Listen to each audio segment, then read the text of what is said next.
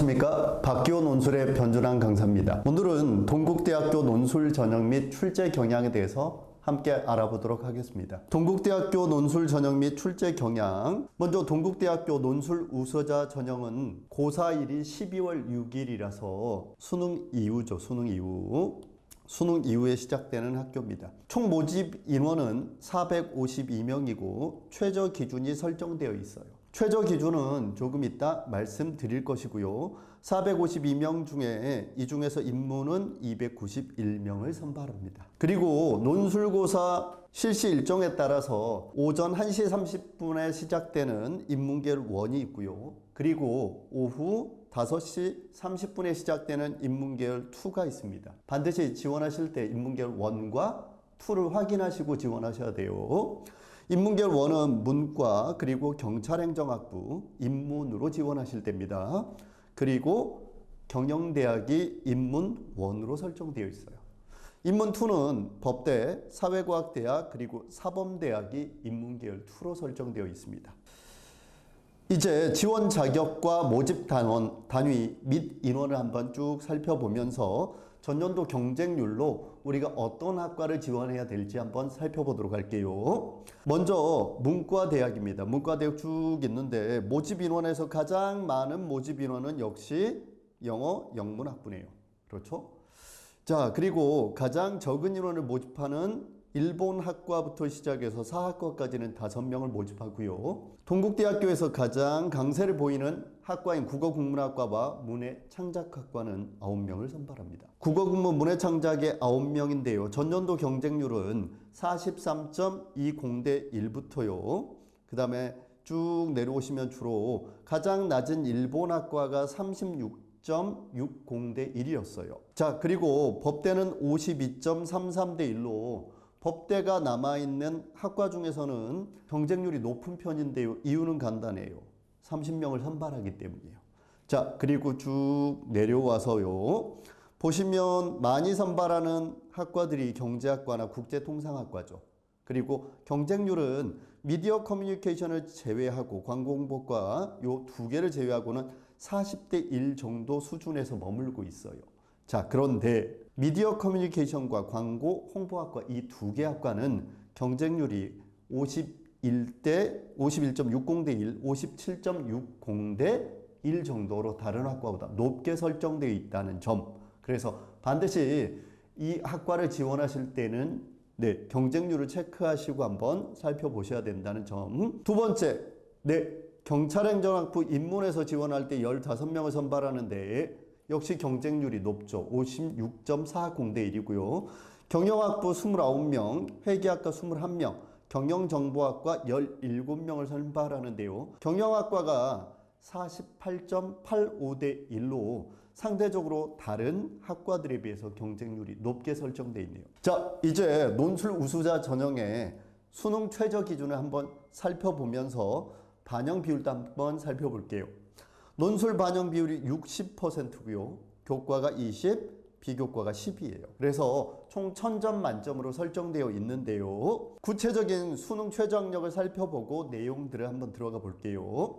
먼저 인문계열과 경찰행정학부 인문자연 모두 국어, 그 다음에 수학, 가나, 영어, 탐구, 과탐, 한국사로 모두 최저학력이 설정되어 있는데요. 인문계열 같은 경우에 국어, 수학, 그리고 영어, 사과탐 중에서 상위 한 과목의 2개 영역 등급 4. 그리고 반드시 한국사는 4등급 이내에 들어야 됩니다. 선생님, 탐구 한 과목이기 때문에 저는 한 과목만 하면 안 될까요? 네, 안 돼요. 탐구는 반드시 2과목을 응시하셔야 돼요. 경찰행정학부는 예전에는 이거보다 등급이 더 높았었는데 지금은 2개 영역 등급 합의 4 이내로 동일한 기준이 적용되고 있어요. 자, 그리고 중요한 포인트가 나왔어요. 선생님, 저는 학생부가 별로 좋지 않아요. 내신이 별로 좋지 않아요. 이게 다른 학과하고 조금 다른 학교하고 다른 게 동국대학교는 국어, 영어, 수학, 사회, 과학, 한국사 중에서 석차 등급 상위 10개 과목의 내신을 반영해요.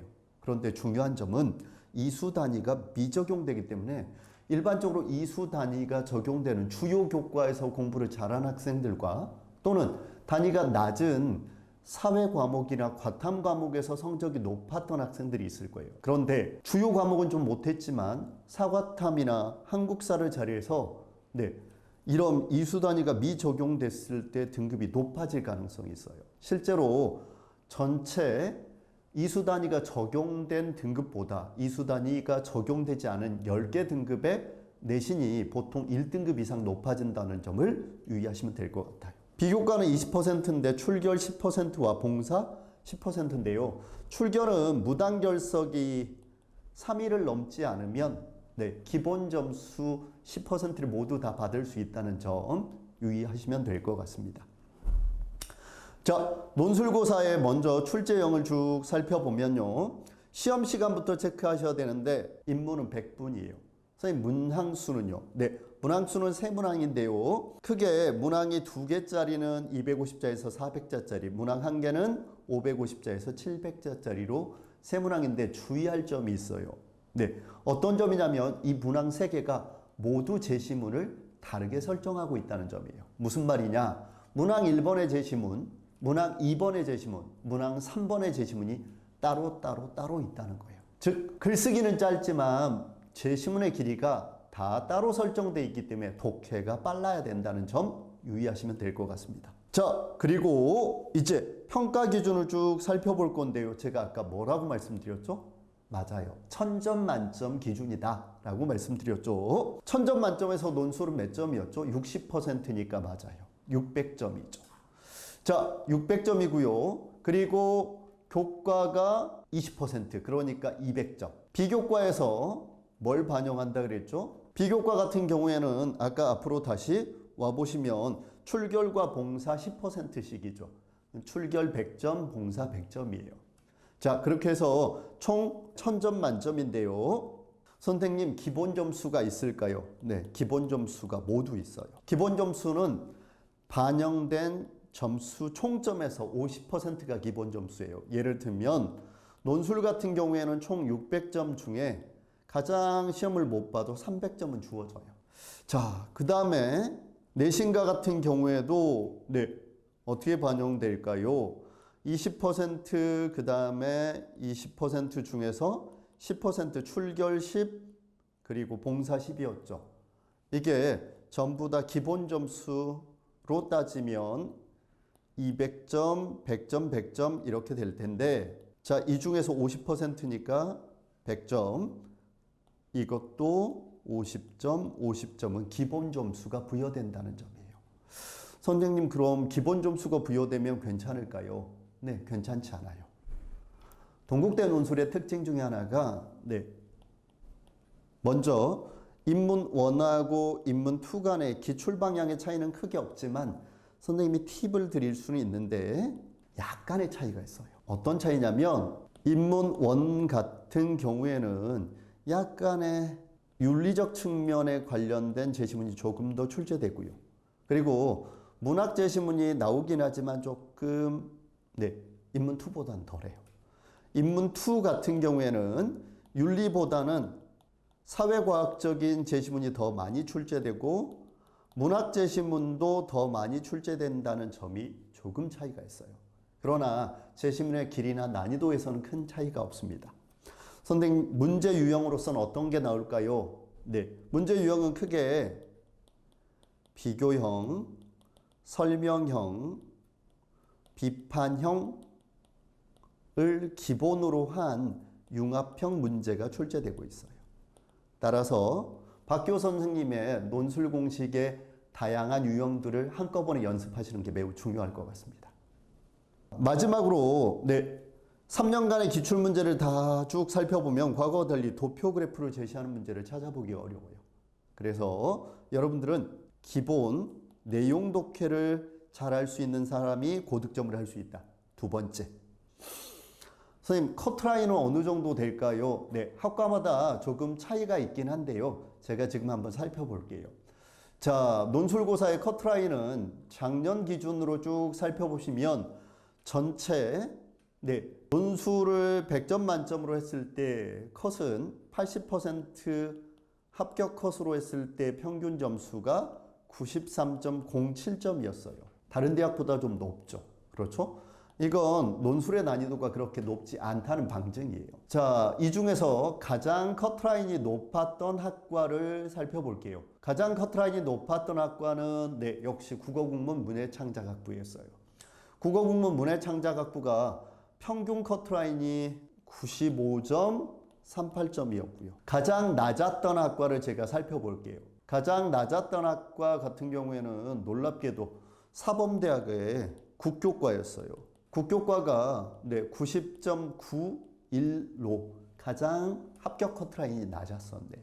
해마다 조금 차이가 있으니까 여러분들은 기본적으로 동국대는 논술이 90점은 넘어야 합격 가능성이 있다 이렇게 생각하시면 될 것 같아요. 마지막으로 하나의 더 팁을 드리고 내용을 마무리 짓도록 할게요. 선생님, 아까 저 이해가 안 되는 게 하나 더 있는데요. 뭐죠? 아, 맞아요. 내신이요.